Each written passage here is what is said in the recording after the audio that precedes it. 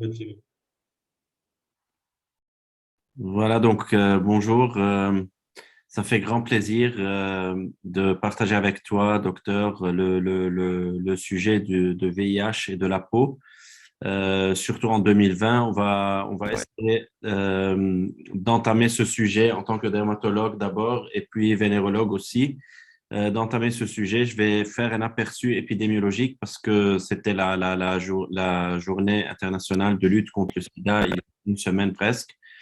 Et donc, je vais présenter des chiffres épidémiologiques et puis on va passer au sujet peau et VIH, donc voir les manifestations cutanées, tout ça avec toi. Ça marche? Ça marche.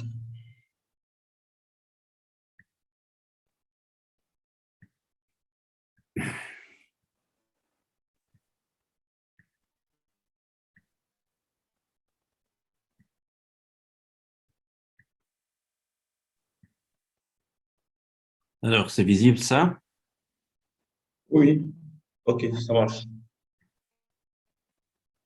Ok, donc on va parler un peu des problèmes du VIH en 2020-21 et voilà ce qui est arrivé, où on en sort, où on en est avec les chiffres, l'épidémiologie dans le monde entier. Donc, d'abord, un petit rappel du point de vue santé publique.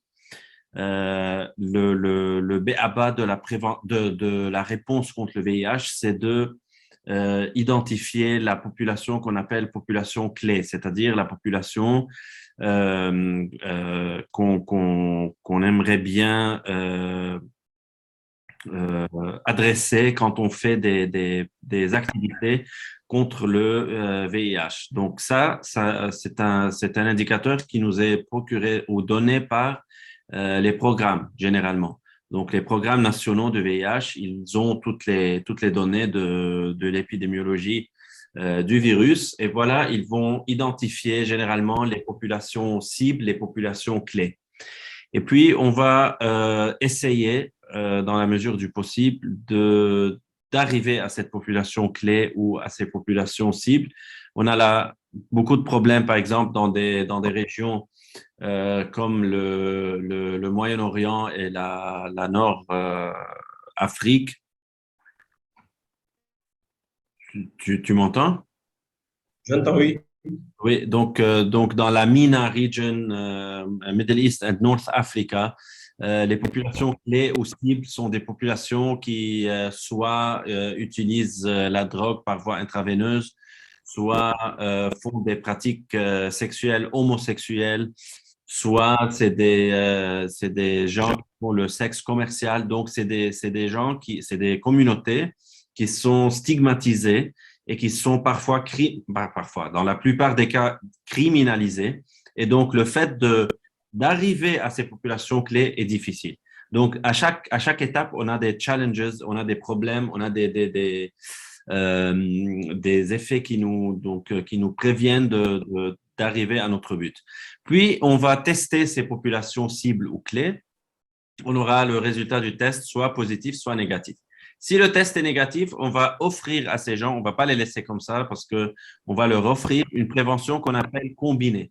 Aujourd'hui, on a pas mal d'outils de prévention du VIH, pas seulement la capote ou le préservatif, on a aussi la PrEP qui est très importante, très efficace, qui est la prophylaxie pré-exposition au VIH. Donc, c'est une prophylaxie qu'on donne à ces populations clés ou cibles, et avec les préservatifs et les lubrifiants. Donc, lubrifiants, on veut dire par là, donc les lubrifiants à base d'eau et non pas à base d'huile.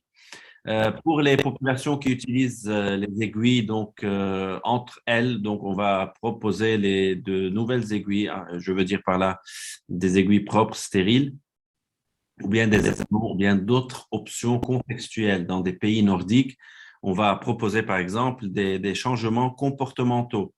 Donc voilà, on propose la prévention combinée dans la mesure du possible, évidemment, si le test est négatif. Si le test est positif, Là, on rentre dans la cascade de traitement du VIH. Donc, on a l'obligation de traiter tout le monde. On les traite généralement, on les met sous antirétroviraux, la trithérapie classique du VIH.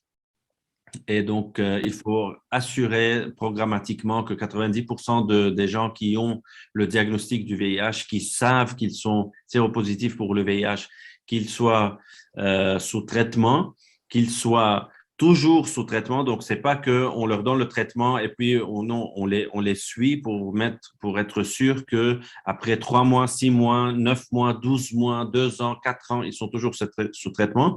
Et le but primordial, c'est d'arriver à la charge virale indétectable. Donc, ça, c'est la charge virale du VIH qui devient indétectable normalement après 3 à 6 mois de traitement antirétroviral. Et ça, c'est le but primordial de notre traitement. Et on a découvert, il n'y a pas longtemps, que le traitement, le fait d'avoir une charge indétectable, va aider ces gens-là à ne plus transmettre le VIH. Donc, on va couper la transmission. Et donc, il s'est avéré que le traitement efficace avec le but efficace qui est la charge virale indétectable est un outil de prévention qui sera ajouté aux outils de prévention que je viens de mentionner avant.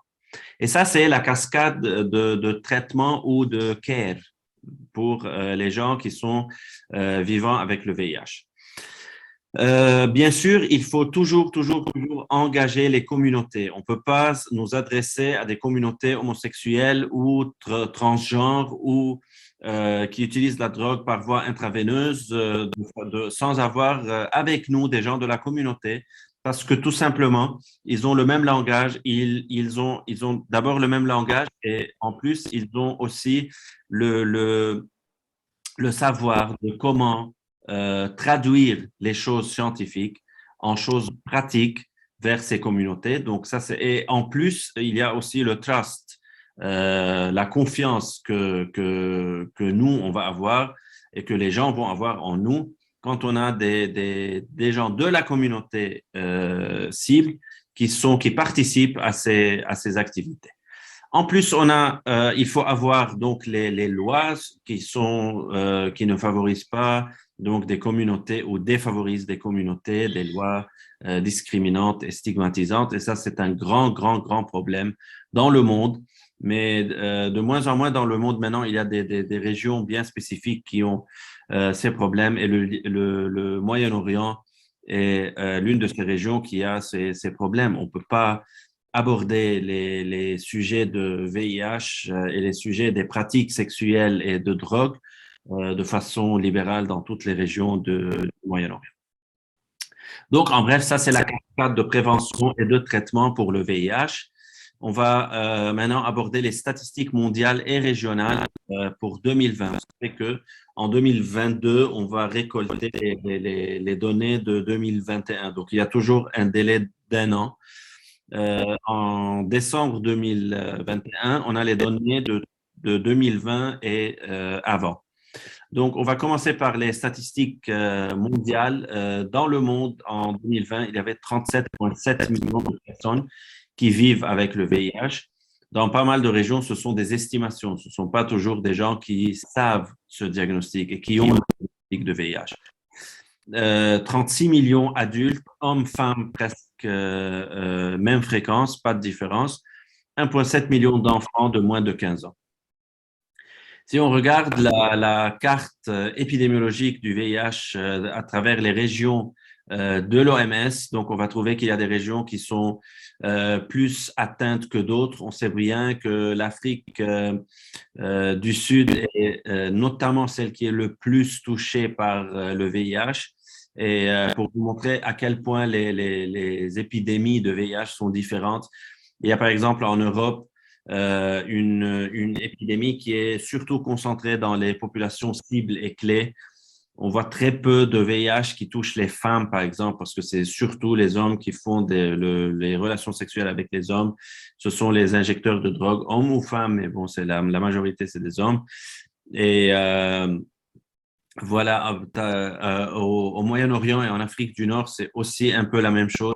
alors qu'en Afrique du Sud, c'est surtout une transmission faite au maternel. Et donc, voilà, les épidémies sont différentes et même dans le Moyen-Orient et en Afrique du Nord, il y a des pays où c'est seulement ou presque quasiment une épidémie due aux pratiques homosexuelles, tandis que dans d'autres pays, c'est des épidémies qui sont dues à l'injection de drogue, etc., etc. Donc, il faut toujours avoir les données du pays et puis de la région pour pouvoir comprendre l'épidémie et savoir quel genre d'activité il faut donner. Donc, voilà. Les nouvelles infections qui ont été enregistrées en 2020, c'est 1,5 million aussi, donc hommes, femmes 50% et 150 000 enfants de moins de 15 ans. Ça, c'est des progrès colossaux. Une diminution de 50% par rapport aux nouvelles infections en 97 et le tiers à peu près par rapport aux nouvelles infections en 2010. Donc voilà, c'est pour vous montrer que les nouvelles infections entre 2000 et 2020 ont nettement diminué. Cependant, l'année 2020 était une année où on avait des targets. On a toujours parlé des 3,90, donc 90, 90, 90, les 390s. Donc, le fait d'avoir 90% des personnes vivant avec le VIH qui ont le diagnostic, 90% qui sont retenus sous traitement et 90% qui ont une charge virale indétectable. Bien sûr, il y a beaucoup de challenges qui font que globalement, on n'a pas pu arriver à ces targets en 2020. Pour l'année 2025, les targets sont de 95%. Et donc, ça donne une idée de ce qu'il nous reste à faire pour le VIH. À noter que la COVID, je vais parler de la COVID quelques mots, la COVID a freiné, a retardé ces progrès. Pour les décès liés au sida en 2020, donc aussi, il y a une distribution qui n'est pas très égale entre les continents. Tout dépend des systèmes de santé, de l'accès au traitement, de l'accès aux autres services sanitaires. Voilà, donc ça, c'est l'inégalité qui existe entre les régions du monde, mais ce qui fait que, donc, en 2020, on a eu en total à peu près un demi-million, ou bien 2/3 de million de décès liés au sida. C'est beaucoup mieux que les années d'avant, mais il nous reste aussi beaucoup de progrès à faire.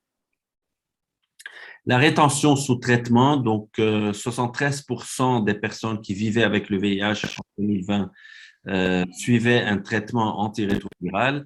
74% d'entre eux sont des adultes, alors que les enfants sont 54%. Les femmes et les femmes enceintes sont bien couvertes, les hommes sont moins bien couverts.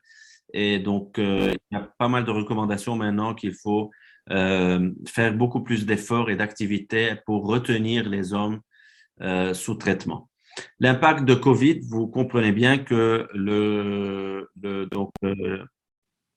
l'infection ou la pandémie a affecté tout le monde, l'économie, la société, les politiques, tout ça, mais aussi les systèmes de santé et les personnes vivant avec le VIH, parce qu'il y a eu pas mal de restrictions qui ont retardé l'accès au traitement antirétroviral pour les personnes séropositives et l'accès aux préventions pour les personnes séronégatives.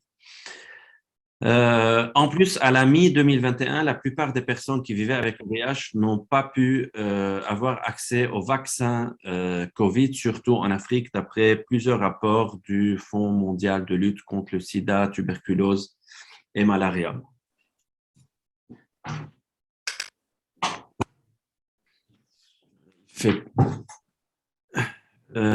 Donc, les fermetures, les autres restrictions dues au COVID ont perturbé tout ce problème. Et il faut jamais oublier aussi le dépistage du VIH. Quand on n'a pas accès au traitement ni à la prévention, on n'a pas accès aussi au testing. Et donc, à peu près 41% des personnes en 2020 n'ont pas pu avoir accès au testing. Ceci a touché chez toutes les régions de l'OMS. Si on regarde les services VIH un par un qui ont été donc perturbés, on va voir que le dosage de la charge virale du VIH a été perturbé, les services PrEP ont été perturbés, les services outreach, quand on fait des campagnes dans des régions loin de la capitale, ces services ont bien évidemment été perturbés parce que les gens ne pouvaient plus se déplacer, les testings, les dépistages ont été perturbés. Donc, voilà la distribution de préservatifs aussi, le traitement. Il n'y a que le self-test. Donc, c'est l'autotest. C'est quand moi, je peux faire le test chez moi parce que ce test, il est donc c'est un outil diagnostique que le patient ou bien le bénéficiaire peut faire lui-même. Il y a des instructions généralement, il dit comment on le fait. Et il est généralement distribué par les programmes de lutte nationaux contre donc les programmes nationaux de lutte contre le VIH. Et c'est généralement un processus qui est guidé. Donc, et voilà, les gens peuvent faire l'autotest pour se faire le diagnostic, puisqu'il a été distribué malgré euh, les restrictions de COVID. Donc, c'est le seul qui n'a pas été affecté. Les régions qui ont été affectées en 2020, où il y a eu pas mal de nouvelles infections, sont donc l'Europe de l'Est et l'Asie centrale et Moyen-Orient avec la Nord-Afrique, alors que dans les autres régions, il y a pas mal de progrès quant à le taux de nouvelles infections et les décès causés par le VIH. Voilà pour la Méditerranée orientale. On ne va pas rentrer dans les détails. Si on veut dire comment on peut remonter la pente, il faut d'abord identifier les défis. Je vous donne un exemple de la Moyen-Orient, de l'épidémie au Moyen-Orient. Donc, le testing, le dépistage a diminué d'à peu près 2 tiers. Donc, le tiers du dépistage qui était donc fait en 2019 a persisté en 2020. Et ça, c'est un grand problème parce que le nombre de cas positifs qui peuvent être identifiés va diminuer, bien sûr.